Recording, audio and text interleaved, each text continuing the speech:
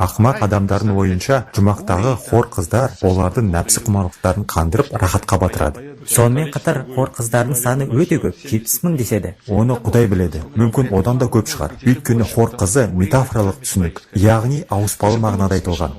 Қараңыз, ислам діні адамды таза өмірге үйретеді. Зинақорлыққа, кездейсоқ қатынастарға жол бермейді. Және өмірде белең алып жатқан арсыздықтар мен ұятсыздықтарға үзілді-кесілді қарсы. Енді адам өлгеннен соң бұның барлығы оған молынан беріледі екен. Бұл күлкілі емес пе? Не үшін онда мен мұнда өз-өзімді тежеп қиналып жүрмін? Егер бұның барлығы маған сосын бәрібір берілетін болса. Осылай емес пе? Өрескел тілмен айтатын болсақ. Демек, метафоралық тұрғыда бұлай болуы мүмкін емес. Саған көптеген пәк қыздар тоқтамай шөгу үшін беріледі деп ойлау дұрыс емес. Бұл шүбәсіз ауыспалы мағынада айтылған түсінік. Сондықтан хор қызы негізі бар бір ойды, субстанцияны, ұшқыр идеяны білдіруі мүмкін. Мүмкін орындалмай қалған ынтызарлықты білдіретін шығар. Жоқ, орындалмай қалған ынтызарлықтың орны тозақ.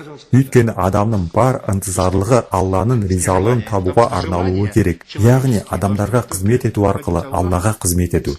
Осы ынта тілектер сізді жұмаққа жеткізеді. Ал қалған ынтызарлықтар ақыр соңында адамды қанағаттандырар немесе қанағаттандырмауы да мүмкін.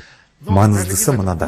Хор қызы бәлки осы өмірдегі терминдермен суреттеуге келмейтін, о дүниедегі бір идеяны, бір таза ойды білдіретін болар. Түсінесіз бе? Мысалы, о дүниеде әйелге, еркекке не болады деген сұрақтар қойылады. Ал адам жанының жынысы болмайтындығын ешкім сөз етпейді. Жанның жынысы жоқ, ұлты жоқ, оның ештеңесі жоқ. Өйткені ол нафси уахида, яғни ортақ бір жанға қайтып оралады. Бұл Құранның өте бір жұмбаққа толы ұғымы. Ол туралы ешкім сөз етпейтіні өкініштақ. Құранның көптеген жерінде біз сендерді ортақ бір жаннан жараттық. Одан сендерді еркек я әйел етіп жараттық делінеді. Міне ортақ бір жан ұғымы. Ол нені білдіреді? Сіз менің қояйын деген сұрағымның алдын алдыңыз. Шартты түрде айтқанда, адам өлгеннен кейін оған бірдеме беріледі дейміз. Әңгіме әйел туралы болатын болса, о дүниеге барғанда оған хор қыздың не керегі бар? Иә, соны айтамын. Біз жан туралы сөз қозғап отырмыз. Жанның атқаратын өз міндет тапсырмасы бар. Ол әйел болмысында немесе еркек болмысында өмір мектебінен өтеді. Қалай дегенмен, бұл екі болмыстың ерекшеліктері зор. Десе де, адамдар өз өмірінің соңына келгенде,